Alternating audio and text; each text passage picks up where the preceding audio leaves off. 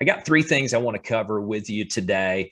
And sort of my thought over the next 30 to 40 minutes is I'm going to walk you through these three key points. I'm going to ask you to take some notes. I might end up at the flip chart back here a little bit just because I need something to write on. And then we'll do a little Q&A at the end. If you've been part of some of Barry's previous Lunch and Learn sessions where I've popped in and shared a little tidbit here or there, there's going to be a little bit of refresher if you took great notes and you recall what we covered there. And also, if this is your first time us being together, I think you're going to get a lot out of it as well. So we're going to go through three things. You may scribble these in your notes as well. Three things. Number one is market conditions and what's driving those right now. And I do want to touch just briefly on the impact that the geopolitical events in Ukraine are having and are likely to continue to have. So there'll be some real-time stuff for you there. The second thing I want to cover is a tactic on finding sellers. And then the third thing I want to cover is an interesting framework to consider when creating urgency in buyers. So we're going to cover market conditions, finding sellers, creating urgency in buyers. We're not going to have time to fully unpack all of these three, which is why this is sort of the appetizer piece for what we're going to cover when we're together next month in person. So first, let's talk market conditions, because this is sort of the big question, is the prediction of the direction of the real estate market. And if you've seen some of the past work that Barry and Delenn and the team and I have done together, you know that ultimately market conditions are about the forces of buyer demand relative to seller supply. So if you'll write a couple of things down for me, please. There are three things that impact buyer demand. Three things that impact buyer demand. I'll give you the three, then we'll talk about them briefly. Number one is net migration. Net migration.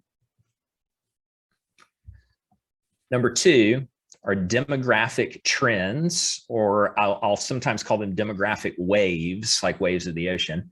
I'll use those phrases interchangeably. Number two, demographic trends or demographic waves. And number three is federal monetary policy. So those are your three factors that impact buyer demand. More on that in just a second. Now let's go over to the supply side. This is seller supply. There are two things that impact seller supply. Number one is net migration, and you might call that net migration / resale. And then number two is new construction. But contrary to popular belief, the real estate market is actually not very difficult to predict. If you understand the pieces that drive buyer demand and the pieces that drive seller supply and their current state, you can run everything through that lens to determine its impact. And your indicator of the direction of the market is months supply of inventory. Now, let me give you the quick month supply of inventory number, and then let me go back and unpack the elements of buyer demand and seller supply. Currently, I pulled these stats right before our call today. According to some January stats from the West Pasco Board of Realtors, February stats will probably get released here in the next week or so. Most boards release those on a little bit of a lag. Your current month supply of inventory in the West Pasco Board is 0.8 months. 0.8 months. So basically 3 weeks of supply. Hold that thought. Let's go discuss the key things that drive buyer demand. So number one, net migration. That's very simple. Are more people moving into your area, or are more people moving out of your area? What's the net impact of that? And you all know instinctively that there are more people moving to your area than are moving out of your area. Just nod your head if you would agree with that, since you're all muted. Okay. So you know that every person that moves to your area represents either renter demand or buyer demand. They have to live somewhere. And generally speaking, that net migration is coming from other parts of the country, Northeast, West Coast. People are retiring. People are coming to Florida because it's more tax advantageous for them compared to other areas. So net migration drives a lot of buyer demand. The second piece, these demographic waves. Some of you have heard me mention this before, so I'll be brief on it. You've got millennials and you've got baby boomers. And just in sheer numbers, those are the two largest demographic cohorts in the history of our country, just in numbers. And what you know also instinctively about the way that people make decisions related to real estate is most boomers right now, and of course there are stuff that happens on the fringe here. However, if we're being stereotypical on this, most boomers right now are doing something along the lines of they're downsizing out of their family home, or they're buying their retirement home, or they're buying an investment property. They're selling and buying. They're in their peak real estate years for that age range. And now you've got millennials who technically are the largest cohort ever for this country.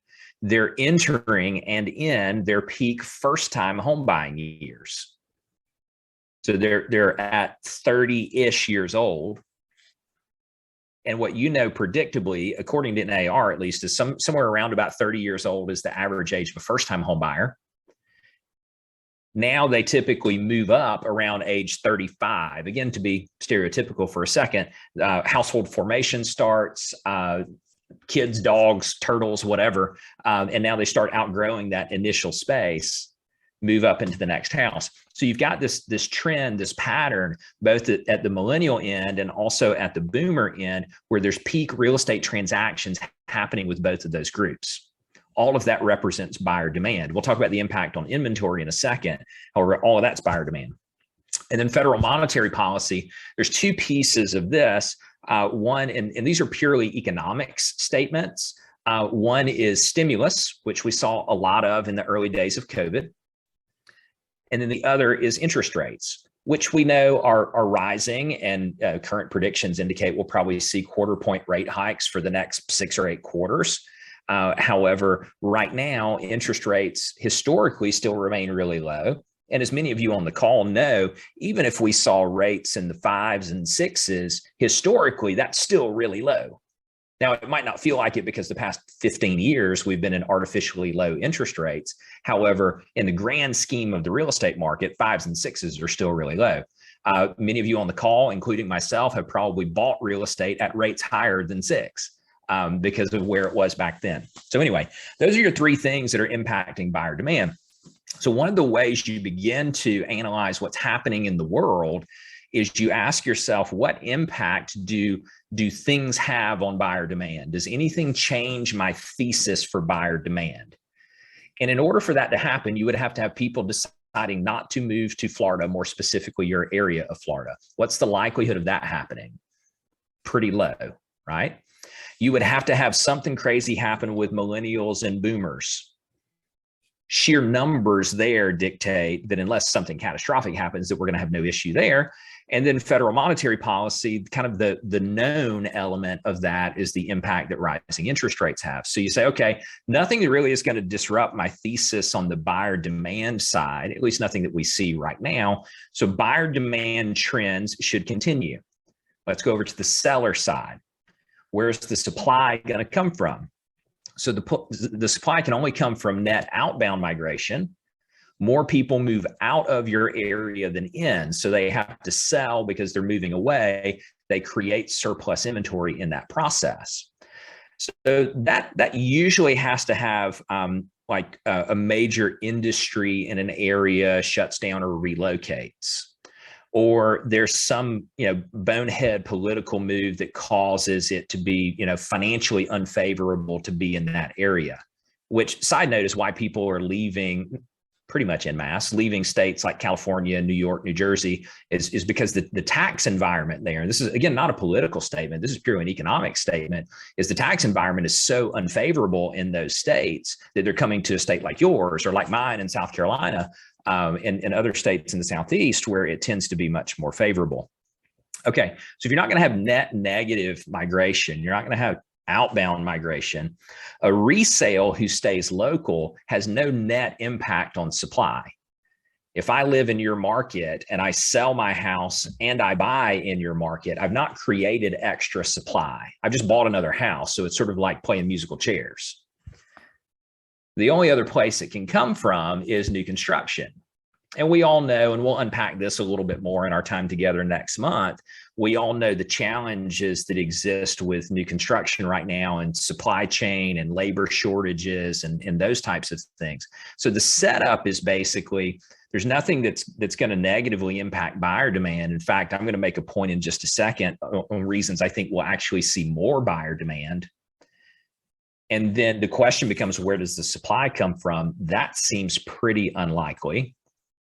So we're at 0.8 months of inventory. And what most of you know is that as long as you're under 3 months worth of available supply, you're going to continue to see prices go up. And the lower that supply number gets, the faster you're going to see the acceleration of pricing. And the reason it's really important to know this is because if you're not clear at this moment, if you're not clear on the direction of the real estate market and what drives it, then chances are it's going to be really hard for you to advise your clients what to do. And then if we're not able to advise our clients what to do, or at least give them this information and let them make their own decision, this is where all of a sudden they're talking to like Uncle Eddie or their mama's best friend who one time bought a house. And we all know the types of information that can come from that direction. And so if you take the lead in explaining the dynamics of the market, you position yourself as the expert, and then you continue to watch these driving factors, you're actually going to see the changes before you feel them. I'll say that again, you're going to see the changes before you feel them. So what you're watching is months supply of inventory and the trend of that.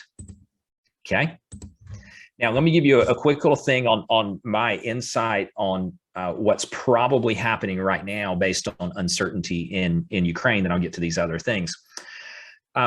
How many of you, if your video's on, just show of hands is fine. How many of you have had someone say, or perhaps you've even thought, because of what's going on over there, then this might cause a market correction? You either heard somebody say that, or perhaps you've thought it yourself. Okay. Yeah. So if you don't have an underlying thesis about what drives the market, you don't really have a lens to run events through. So if you go back and you say, these are the things that impact buyer demand, these are the things that impact seller supply, what impact will an event halfway around the world likely have? Now, none of us knows exactly. So don't hear it as like I'm absolutely certain about this. Here's what I'm seeing, and you will probably continue to see. We're all in a high inflationary environment right now. I think the talk of transitory inflation is over. I think it's something that seems to be here to stay. You have in that environment, real estate being a really good hedge against inflationary pressure, and geopolitical uncertainty causing people to sell off stocks, because typically the stock market is more volatile than the real estate market. And if you kind of layer this demographic waves of boomers who have made a lot of money in the stock market over the past few years, they've made a lot of money in the real estate market over the past few years, and they're at a point in their lives where their tolerance for risk, generally speaking, is just lower. There's less time on the clock. And many of them have a little bit of PTSD from the last downturn, and they don't want to get caught in that position again, specifically related to stocks. So if you follow the stock market in the first probably 2 to 2.5 months of the year, what you've seen is pre this invasion of Ukraine, you've seen a sell-off in stocks that just got exacerbated by the uncertainty of what's happening over there. Well, now you got people in an 8% inflationary environment. Their money, if it sits in cash, is basically dead money. So now they look up and say, well, where can I go put that money in something that's more stable, that's an inflationary hedge that I understand, that I can wrap my head around? And where do you think that buyer usually goes? And they come to real estate. Exactly. And so that's a historical pattern. Very rarely do geopolitical events have a negative impact on the real estate market. Now, there are some examples of like world wars and stuff like that. And if we go in that direction, all bets are off. However, if you look at just general uncertainty, tends to impact the stock market much more than it impacts the real estate market. So I think what you're seeing right now, particularly for the moderate to high net worth people, is you're actually seeing an accelerated rotation out of stocks into real estate. which creates more buyer demand. And it might create more buyer demand for luxury properties, investment properties, those types of things. So I would be really in tune with that. The other impact that it potentially has is on the seller supply side and some additional challenges on supply chain things. So if new construction is already constrained from supply chain challenges, this could potentially, if this drags on longer, hopefully it doesn't. However, if it does, could actually negatively impact seller supply. So I think the setup here is that this trend of buyer demand, particularly in your area, is going to continue, and that seller supply being back normalized is probably years in the future. So if you understand all of that and then you run everything through that lens, you're going to be able to take that buyer who says, I'm going to wait on the market to come down, or this is a bubble and it's going to pop. That's largely just an opinion where they haven't really considered the things that we've gone through before. So I really wanted to arm you with the data behind that and what's driving it, just to make sure you're really crystal clear on the underpinning of the market. Now, when we see each other on April 21st there for the live event, I'm going to actually have stats on slides where we're dissecting your market and where the opportunities are and how that works. I'm just painting things in sort of broad strokes for you right now. Okay, let's go to point number 2, finding sellers. If the setup is you're in a really low inventory environment, and if you're in a market where transaction count is coming down because, or flat at best because of lower inventory, you might run the risk that the market begins to constrain your ability to hit goals. The market begins to constrain your ability to find houses for your buyers. I'll give you an example. Earlier today, I was on a call with a big team that I coach in Raleigh, North Carolina, and we had looked at their stats. And for the county that they serve in the Raleigh metro area, which is a very large county, population of over about 1 million people in this county, there were 1,200 real estate transactions in the month of January. So you have 1 million plus in population, you got 1,200 real estate transactions. There are like 10,000 real estate agents in that area fighting over 1,200 deals in a month. So that market has over the past couple of years accelerated into a spot where the market constrains the agent's ability to hit their goals. Now, you may or may not be there yet in your market. However, there's a strategy here I want to make sure that you're already working on. Some of you have heard me mention this before, and it's sort of like creating your own market within the market that constrains you. We refer to this as your would sell list, WOULD, your would sell list. I'll put a little disclaimer in here. Every market has different rules for how you can and can't handle what I'm about to describe. So I want to make sure that you speak with your broker in charge, that you're clear about what the rules are on how to handle this. The setup here, though, is, and you can do this for those of you with your video on, you can do this by show of hands as well. How many of you have had somebody say to you, I would sell if only I knew where I was going to go, or if only I could find the place that I was going to go to? Yep, every hand goes up. So you end up with this situation where you have what I call a stuck seller. You got a stuck seller, and we got to figure out how to get them unstuck. Delynn was talking about this before we started, about how she was going to go live in her RV and sell her house. So she's looking at ways to get herself unstuck. Imagine, though, that you went through all the people in your sphere of influence, that you went through all of your past clients. And you ask them, scale of 1 to 10, 10 being you're super motivated to sell, 1 being you're never selling. How motivated are you to sell right now? Or you might even say, leading into that, you might take a local market stat, and don't quote me, you'll need to check this on your own. You might say, let's just say that you're talking to John Doe, your past seller or your past client. You say, hey, John, did you know home values here in our area are up over 20% in the past year? Don't quote me on that number. Go fact check it for yourself. Did you know home prices are up blank percent over the past year?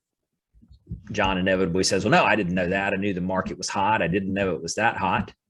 And you say, based on that, have you given any thought to selling? Kind of the same line of questioning. You're getting to their level of motivation. One is a scale of 1 to 10 way. One is a market stats based way. And either way, the most common response you're going to get from people on this is that they've given thought to selling, except they don't know where they go. So they're not interested in listing their house. All right. So now what do we do about that, though? You all know this is true. How do we take that and use it to create our own market? First thing I need to do is I need to isolate that objection. So just write this in your notes, isolate the objection. Anytime somebody says, yeah, I do this, but blank, we need to find out how many but blanks there are. I'm sure there's a more eloquent way to say that. You guys play with me on this, though.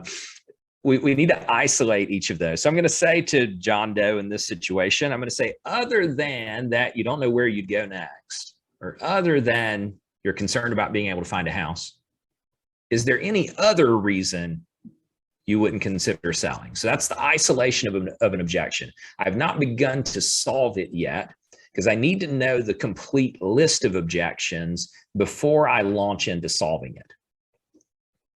Otherwise, I run the risk of sort of like this verbal ping pong match with John Doe, and I don't want to do that. So John says, no, I mean, other than that, yeah, we'd be interested in selling.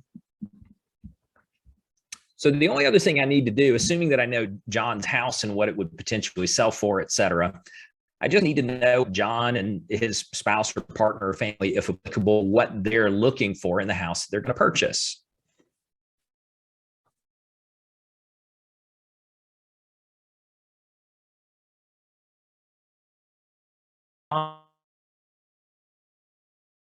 He a seller at.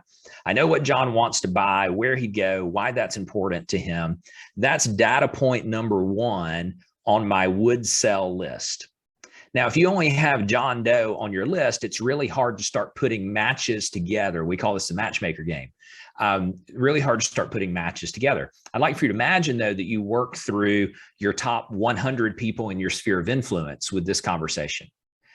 And are all 100 potential sellers? No, for various reasons. Let's just say, though, that 50 of the 100 are like, hey, you know, now that you mention it, yeah, I mean, I guess if you could get me X for my house and you could find me a house that looks like this for such and such price, then yeah, I could be persuaded to sell. And for the clients that we coach who have done this and they built this would sell list deep, when they get to I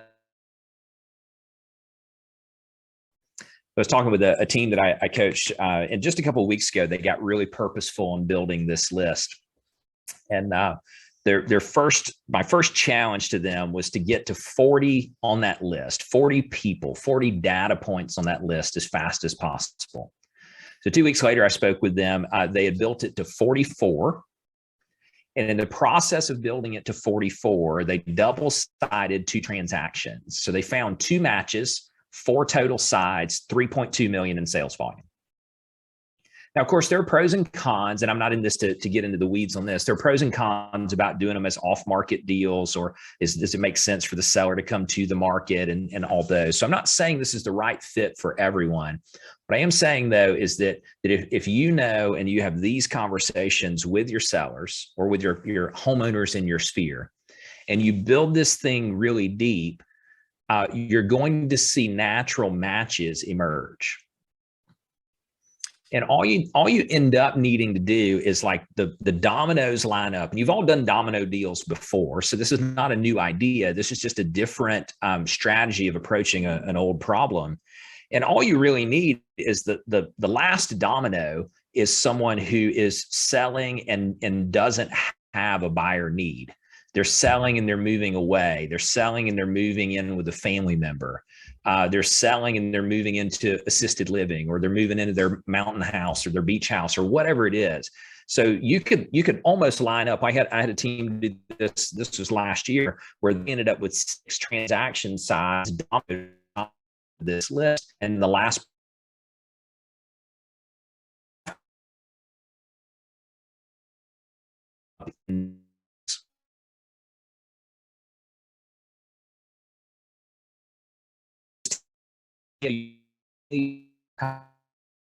people say, I would sell if. So this is not new. This is taking that conversation and having it 50 times, having it 100 times, putting it in a spreadsheet so that you can easily sort by different price ranges or columns, or more easily see where your natural matches are. There's one other little piece I'll share with this, and this is tied to the would sell list, and it's kind of a nuance of the market that we're in. There's an interesting advantage right now, and this will tie a little bit to interest rates as well. There's an interesting advantage for a buyer who's not quite ready to buy their forever home. So let me give you this setup, and this might trigger some thoughts for you. Statistically, which we touched on earlier, according to NAR, first-time home buyer at 30, move-up buyer at around age 35, and then normally sometime in their early to mid 40s, that person is buying their, quote, family home. They've outgrown their second home. Their finances have created enough upward mobility. They're to be statistically accurate here, their household has grown, their kids have grown, they need more space, and they can afford it. Okay, you guys kind of know that trend. There aren't a whole lot of people in that age range right now, because if our cluster is millennial and boomer, then the people in the middle, folks of my age and slightly older, statistically is a small portion of the population. What you have, though, is a lot of people in that 30 to 35 group who might be 40 plus by five away.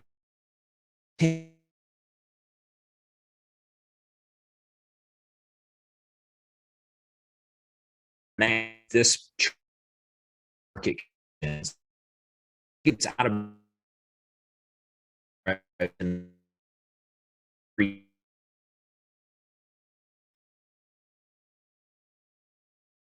interest rates 2 to 3% higher than they are right now in the next couple of years.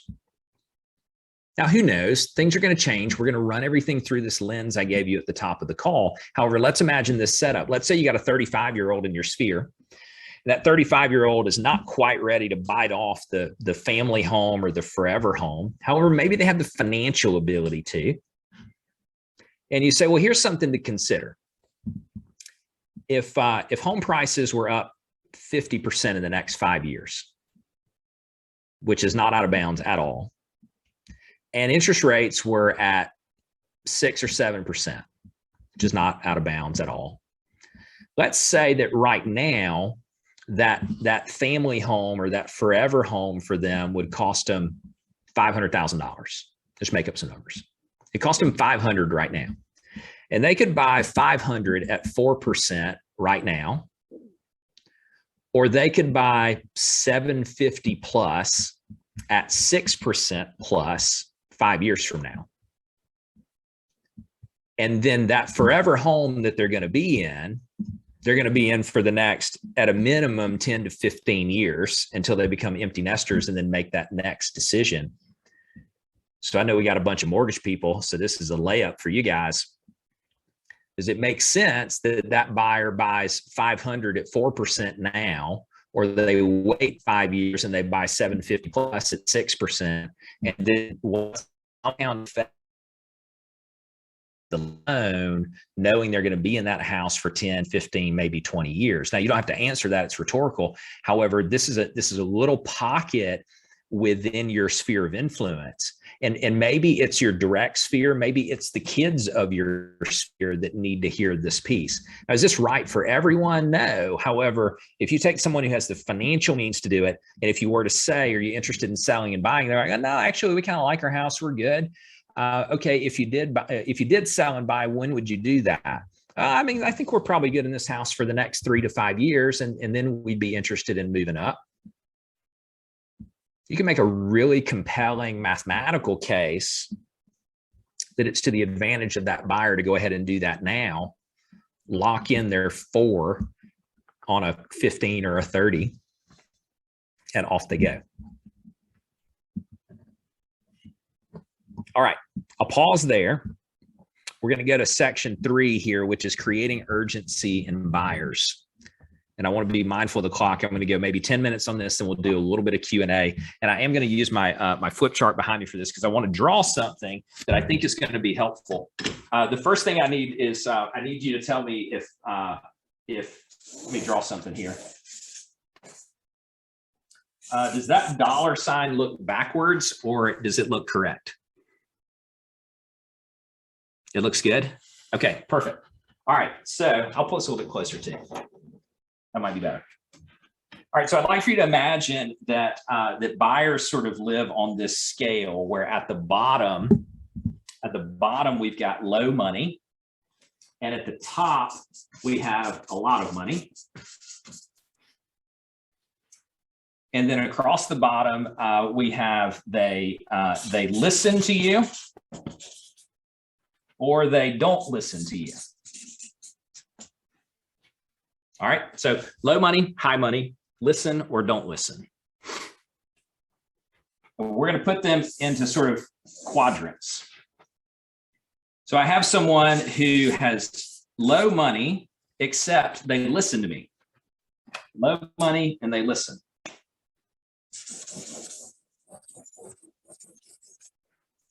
These people I can help buy. Now, they might buy kind of on the outskirts of town. They might have to be okay with buying an 80% home, something that only fits 8 out of 10 for them, not a 10 out of 10. However, just because they have low financial means doesn't necessarily mean that they can't buy. What we know, though, is it's just going to be a little bit more difficult for them to compete in the open market. All right, so this is more like, let's move them to the outskirts of town kind of thing. I've got over here somebody who has a lot of money and they don't listen. A lot of money and they don't listen. Doesn't matter. They have a lot of money and they don't listen. You still have a problem. These are the people that want to do lowball offers. These are the people who want to question you on the conditions of the market. If you're really strong, really crisp in what we talked about at the top of today's call, you can hopefully persuade these people. You have people who have a lot of money and they do listen. Well, that's easy. That's your favorite one. They got plenty of money and they listen to everything you say. We all love those people. Then you've got the people who have a lot of money. A lot of money, don't listen. Little bit of money, don't listen. So a little bit of money, don't listen. It looks like this. Here's kind of your battleground though. Your battleground really lives kind of right here. These are the people that right now we sort of chalk them up to. They needed to learn on their own, or we just kept making offers and finally they learned their lesson. These are the people that are kind of on the fringe of, do they listen or do they not listen? So I'd encourage you to look at this through the lens of it's less about their financial means, although it's certainly easier if they have a lot of extra money. It's less about their financial means and more about what can we do to make sure that we're communicating the dynamics of the market. What can we do to make sure that they know that this isn't a bubble, that prices are going to continue to go up, that the cost of money is going to continue to go up. The longer they stay stuck in this, well, prices are up, so they must come down, or this is another 2008, or all the other stuff that you hear, the longer they stay in that, the faster this market's running away from them. So everybody that's kind of in this loose right here in the middle, I'd like for you to write down, this is about your skills. This is about your language patterns, or the things that you say and how you say it. when I gave you a little tidbit last time we were together from a previous coach of mine. And one of the questions that I really like to ask someone who doesn't listen, like we're describing what's going on in the market and they keep pushing back on it, is I ask a question,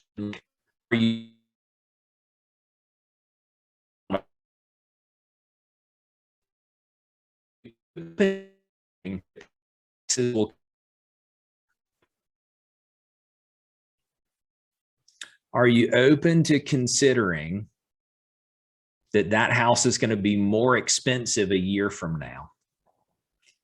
If you got somebody who's stubborn and pushing back on you, when you ask that, are you open to considering question, some people are going to say, well, no, I'm not open to considering that because I know blank.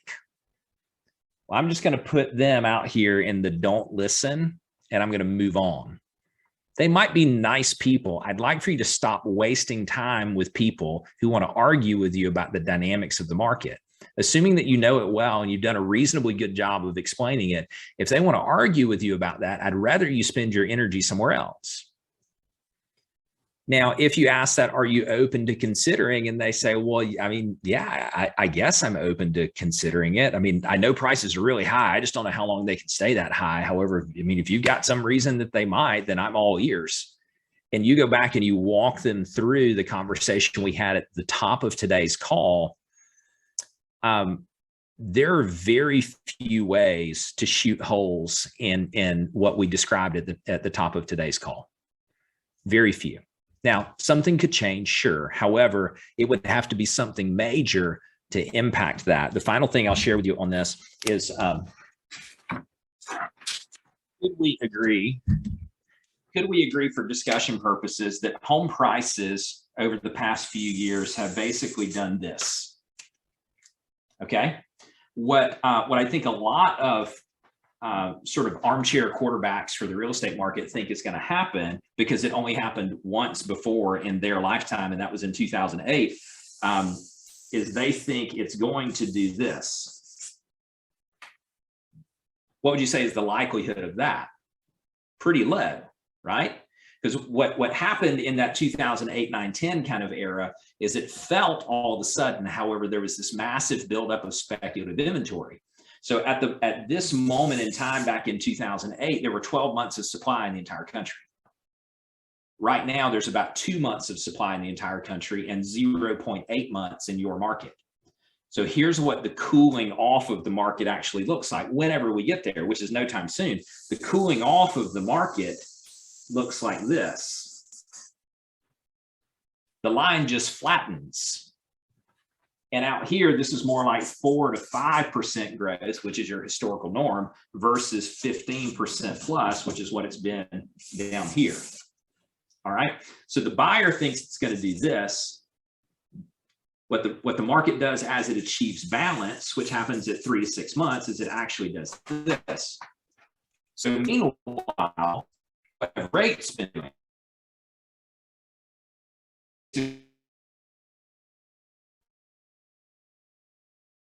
starting to see a little uptick, and should seem to indicate we're something.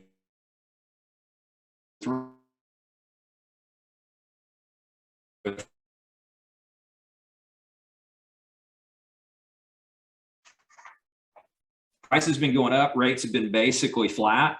Affordability gets eroded a little bit because of pricing, not necessarily to scale. And then as rates turn up, affordability starts to do that. So their gap, while they wait, actually becomes, and we'll talk about this a lot more when we're together next time, their gap actually becomes this huge gap right here. They think this is going to happen. They're wrong. And so their missed opportunity is all of this out here. So the final thing I'll share with you on the rates piece, because this question comes up, is people will say, well, Bill, if this is what's happening to affordability, isn't that bad for the real estate market? Like, isn't this going to cause some sort of a correction? I doubt it. And here's why. As affordability continues to erode, it doesn't actually cause demand to erode. what it does is that person just can't buy as much house. So let's go back to the stereotypical setup. If I'm a first-time home buyer, I'm buying a house because I've begun my household formation years. Because it's more expensive for me to buy a house, it doesn't quell my desire to have one, because I got to live somewhere.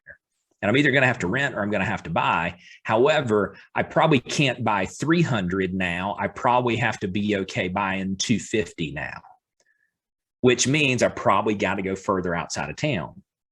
The other piece that this really doesn't matter is that the buyers that you have coming in from other parts of the country, where the cost of money is less of a concern, either because they're paying all cash or they're putting a huge amount down, or whatever the circumstances are.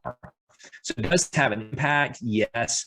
Does it have a significant higher end? It should buy. So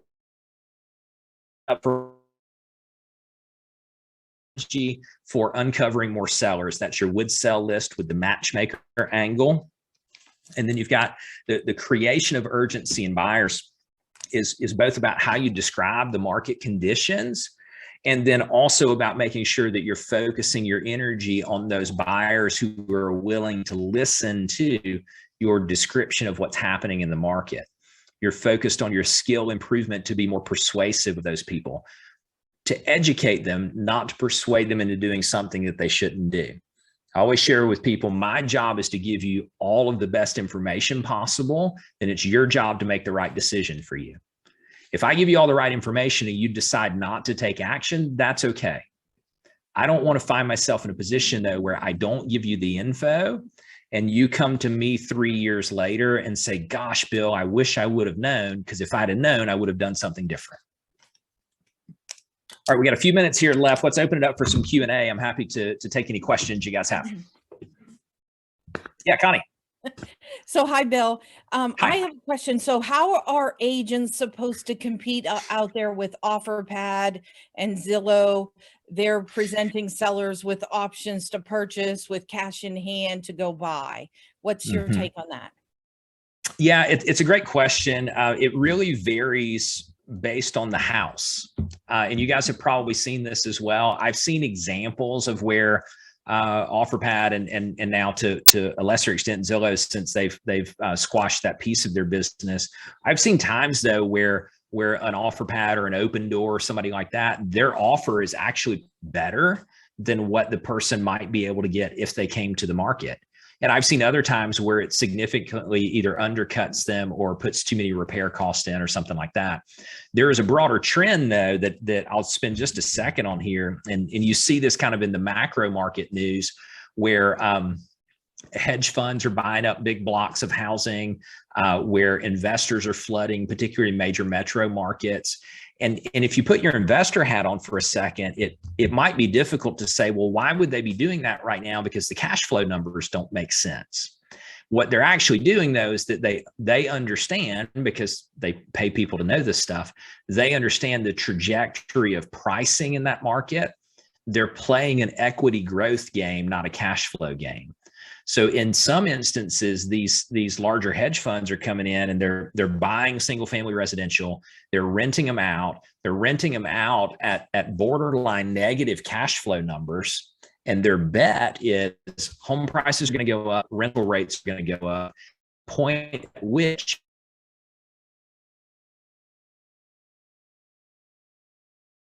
the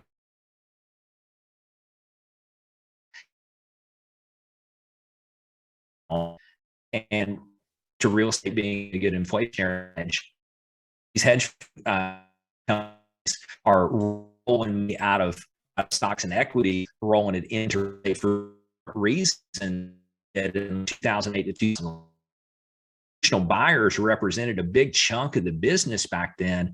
They were buying because values of homes were depressed because of the glut of inventory. They're back to buying now. They're just buying for different reasons.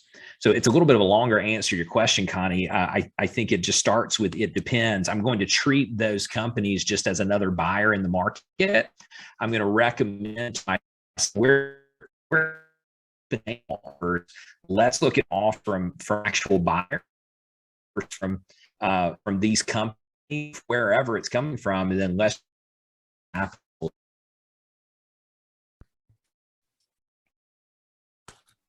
I have another question if else does. So builds, persuading customers, to buy new builds because they're out there, they're what they see happening. They're updated a lot. How do you,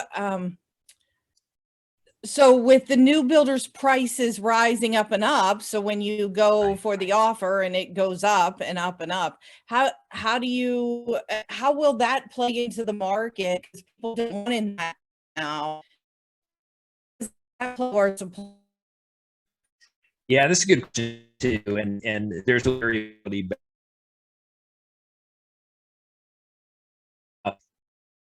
My hope, and I don't know when this is going to be, so this is just me thinking out loud with you here. My hope is that that both as a country and perhaps internationally, which is a little bit harder to determine, that we're turning the corner on COVID related supply chain or labor interruptions. Now, I know you probably saw the news this morning. China's gone back into a bunch of lockdowns. That's a different conversation. However, there's a global impact to the supply chain, and then there's the domestic impact to labor, and the strain is sort of a double whammy of builders underbuilding for the past decade since the last downturn, exacerbated by labor shortages and supply chain shortages. So all these things stacked on top of each other to get us where we are right now. The faster that unwinds, and it can unwind in probably domestic labor faster than it can unwind in supply chain, faster than it can unwind in builders getting caught up. So we need to break that bottleneck a little bit. The faster that happens, the less likely we're going to be in this situation where the buyer feels stuck because the builder's having to continue to raise prices.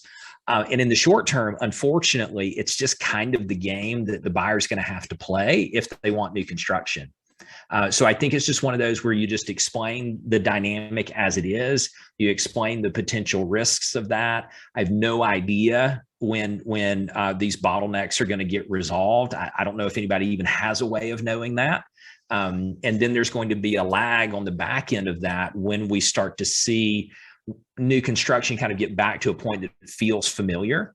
Even though it's still kind of a feeding frenzy, we're still a long way off from that. So I don't know that that's a here's what to go do about it type answer, other than that it's just the reality of the market, and we've got to educate our buyers on that. All right. Any other thoughts or questions that I could help you guys with, and then I'll toss it back to Barry. Yeah, Delynn. So first of all, let me start by saying I agree with everything that you said. It's spot on, in my opinion. It's exactly what I've been saying as well.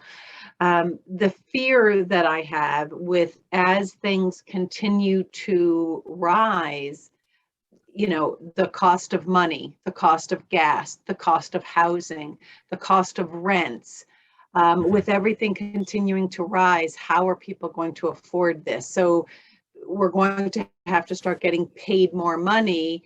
This is going to be, my fear is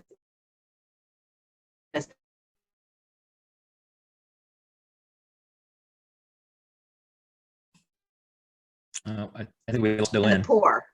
And, No, that's okay. You're back now. We lost okay. the last 10 seconds. I heard everything except the last 10 seconds. All right. So I've heard that at some point there's going to be the wealthy and the poor, and that's it. The middle class is going to be wiped out, because with everything rising, this is going to really hurt our small businesses, because they can't afford to, right? They can't afford to pay more in salaries, things like that, so that people can't afford what used to be a $450,000 house is now a $650,000 house. How can people afford that? Mm-hmm.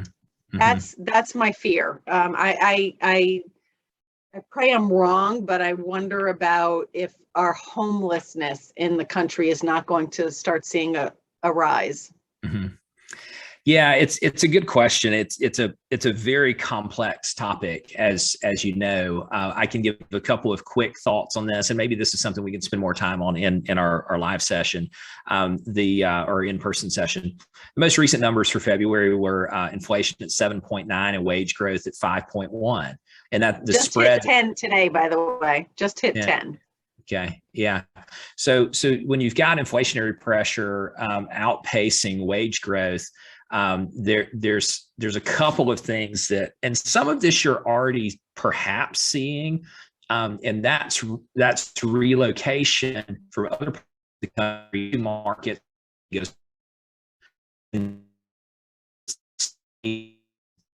like U-Haul does one every year.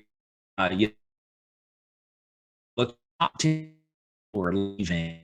You look top 10 companies. I think that more concerned.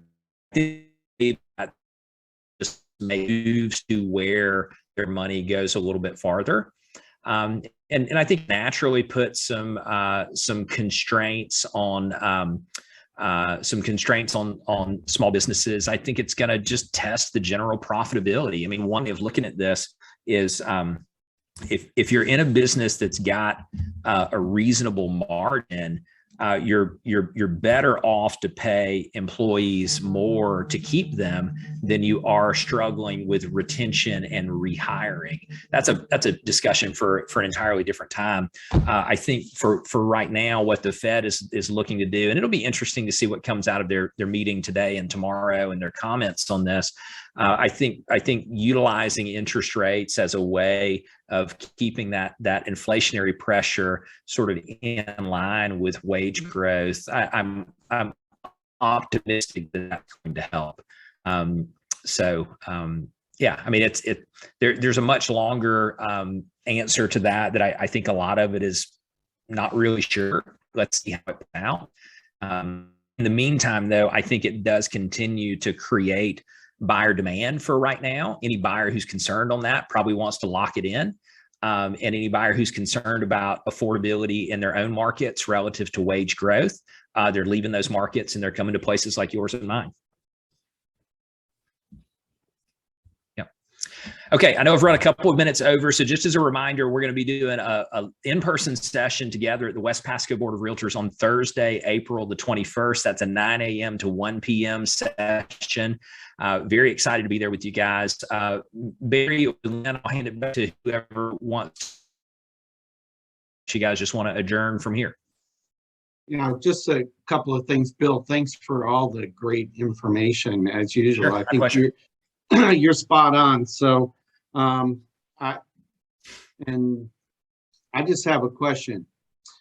Are you open to considering signing that artwork behind you and letting us raffle it off at your live event in person? So, well, it depends. Let me clarify. Do you mean this artwork or do you mean this artwork? Because if it's this one, yes. If it's that one, no. No, we want your little graph chart because I think that's a Bill Middleton original art piece right there. Well, so, you know, it took me 6.5 years at Clemson to learn how to draw like that. So you're welcome. Okay, well, I appreciate that. So I just want to first I want to introduce our team real quick, and I want to give you guys a couple of things we're doing to help you grow your business too. So Connie Walker, say hello. Hello. That was great, Connie. Can you do that again? You said say hello. We also have Chris Casto on the line. And of course, Jalen Gaston is here, who spoke a couple of times. And then we have Gigi from Dynamic Title. And I think we have Candy Bracken on the line somewhere. Hello, hello. There she Hey, is. Candy. And then a lot of you heard from Samantha Smith. She's the one that might have recruited you into joining up with us. So anyway, a couple of things I want to share with you. The one thing we don't want to happen, and it happens a lot, and we got some tools now to help you overcome this. And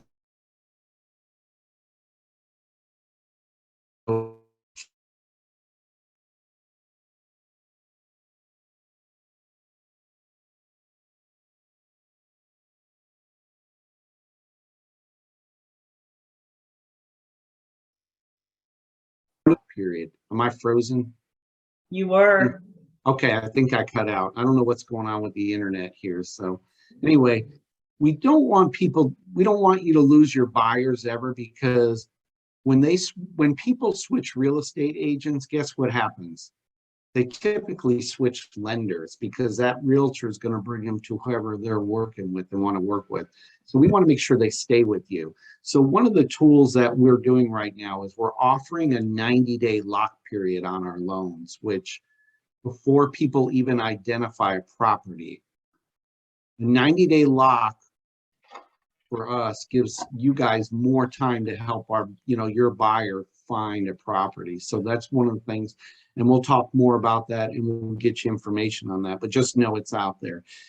The other thing, of course, a lot of you have used QuickQual, probably the best tool we have. You can generate a pre-approval letter right on the spot for your buyers when they walk in a house, and it's going to let them put their maximum highest offer in that they can right there on the spot. So if you guys are using the tools that Bill gave you and educating people on, is it okay to pay over list? Maybe in this market, yeah, because they're going to recoup.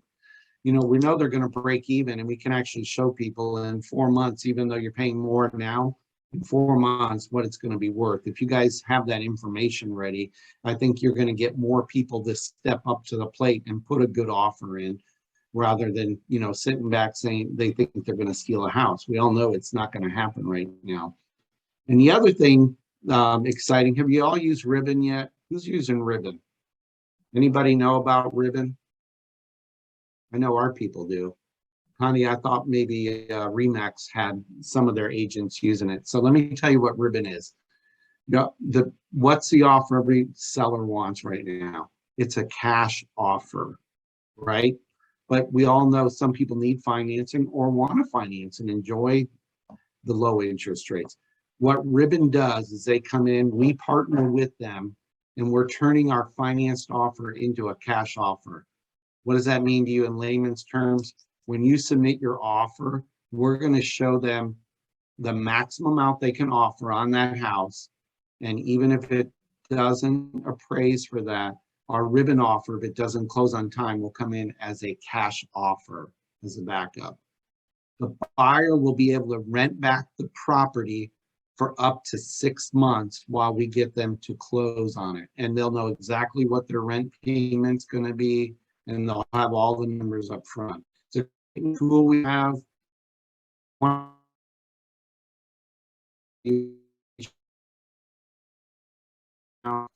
for your finance buyers. Does not work on government loans.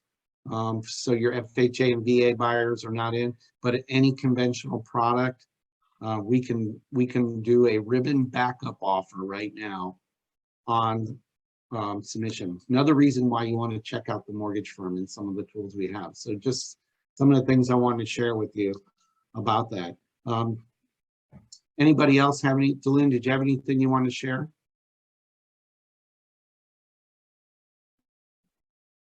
No, you covered